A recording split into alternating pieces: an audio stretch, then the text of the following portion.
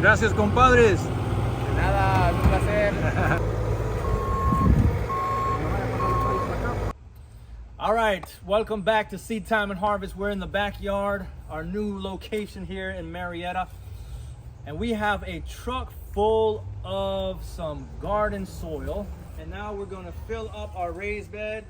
Let's show them the raised bed, Mommy.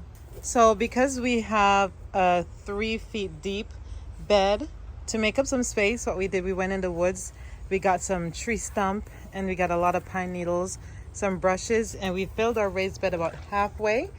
This is just to take up some space in the bottom of the bed, since the things that we're planting will not be going that deep.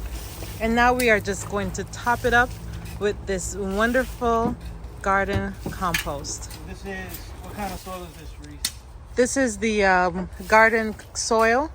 Garden compost is a mixture of compost and topsoil that we picked up at the landscape supply store. It's already mixed. The only thing we're going to add to it is a little more perlite and some peat moss, so it does not get hard on us. But this is a wonderful soil that's going to make a beautiful home for our plants. We have 2 yards here, and we're going to add this to 2 of our galvanized planters. About 2 or 3 years ago, we picked up these galvanized planters on Home Depot website. They were on sale, and I got about 7 or so of them, but we're going to install 2 in this location since we are still in transition. We went and we cut down a lot of plants, a lot of shrubs, trees, and we're going to use this as the base of our next planter. We'll show you how we put our box together. The beauty about these type of boxes that they will last a long time. They won't deteriorate as quickly as will the wood, and you can configure it in different size and different shapes. So you can make a rectangle, you make a square, you can make them big or small. It smells really good. It's already starting to decompose, and it's really hot. It's really rich organic potting compost, and it's already mixed with the potting soil, topsoil actually, and it's already mixed with that topsoil for us. So it's a garden compost topsoil blend. The thing that we find with garden landscape supply stores is that their soil is a lot cheaper than you would get it if you were to buy bags. Wish it had a little more dirt, because it has a lot of wood chips, or as they call it, forest humus. But we're gonna add some peat moss to this. Past few weeks we were in the kitchen giving you some preparation ideas on how to extend your harvest. Now I'm going to show you how to get ready for your fall garden. So what do we have here? My Vikos planter box. I may not say it right. Vikous. That's the planter box that I'm going to be using. We are in a new location, our transition garden, and so I'm going to be bringing you in on how I'm going to set up these raised beds to get ready for our fall garden. We're switching from the wood this season to the galvanized planters because they're easy to move around, they're fairly easy to set up, and they're very sturdy. Last year I got these while they were on sale for about $72. These are the 9-in-1 Vikos planter box. I got them on Home Depot. They were on sale. Okay, I didn't need them at the time, but I figured, okay, if it's on sale and you have the money, then it's good to stock up because you never know when you're gonna need it, right? And sure enough, when I went on the website to try to find some more of these, they were $139. So I'm very glad I did. So these they have a configuration of 6 feet by 3 feet, and it's gonna be 2 feet high, not 3 feet, 2 feet high. And it's very easy to set up, so I'm gonna bring you in on that. What we're gonna add to our garden is we have the soil yesterday that we picked up at the landscape supply store. And as you can see here, we're gonna add a few more things to that soil.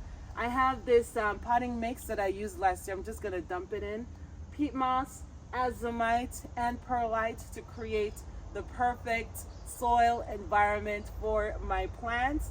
I'm very excited. I miss going outside gardening and I'm looking forward to it. Before I do that, however, my husband is going to come in and he's going to build our planter box for us. All right, so here we have our galvanized steel raised bed and we're gonna unbox it. So I have my box cutter here, razor, and we're gonna cut through all of the tape.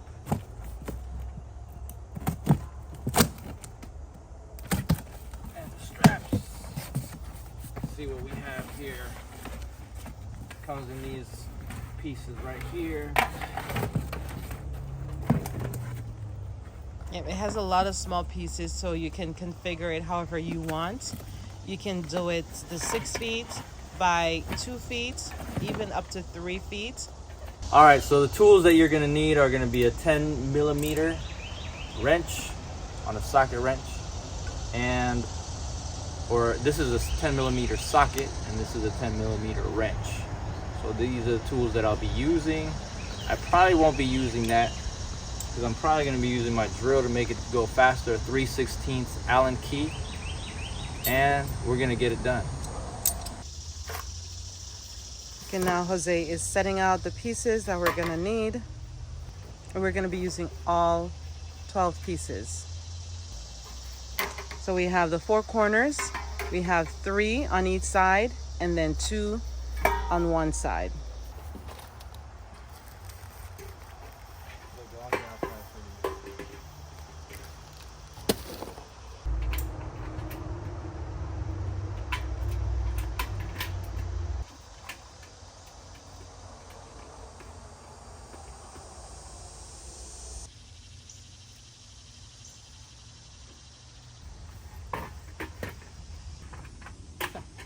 Here is the last one.